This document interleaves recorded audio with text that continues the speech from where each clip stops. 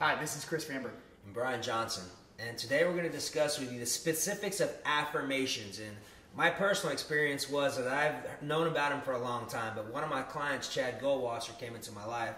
He's a big affirmation guy, and for the longest time I thought they were lame. I finally got fed up to the point I said, okay, I'll try it out. So what you need to understand is that when you create affirmations that specifically are catered to what you're having an issue with, maybe it's security issues, maybe I'm not loved, maybe I don't have the drive. You create specific word sayings off of this, and as you memorize these, what happens is when you're cruising down the road and you start having negative thought patterns come in, well, what happens is that affirmation comes right behind it and boots it out before your physical body starts to feel the stress and your subconscious starts to react to it. There's a term called self-directed neuroplasticity. And what that means is that your mind can be directed in new pathways. The reason why they say 95% of our thinking is actually subconscious thinking is because the connections between neurons have been formed because of the way and the thought patterns that you have been using and reinforcing through both your verbal spoken language and your thought process time and time again.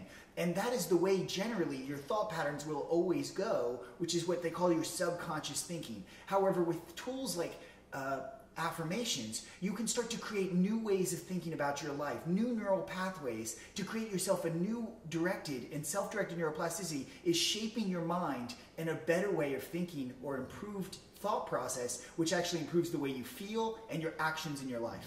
So if you desire to turn into a Yoda, here's something you can do.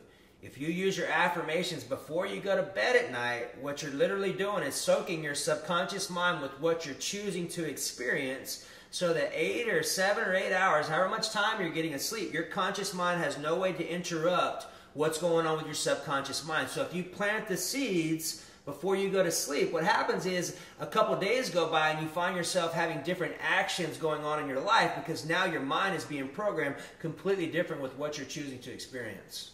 I also encourage first thing in the morning, setting your day off right and re-encouraging your belief systems and setting that course of the day in the right direction. Also, set a reminder in your phone. Have it a pop-up. Don't just do it when you remember it. Put a reminder so that you have a signal that this is the time that I should reaffirm to myself and use these words of affirmation. All your battles are fought in your mind, and if you wait until you have the issue, you've already lost. Instead, if you can nip that in the bud and start programming your mind with what you choose to experience, the problem is just easily flipped into something that you're actually experiencing. We will put out different types of affirmations for you, but there's lots of stuff, resources that you can find online. But we highly encourage you to think about this practice and implement it into your life. And remember, if you don't make time for your wellness, you will make time for your illness. Have a blessed day.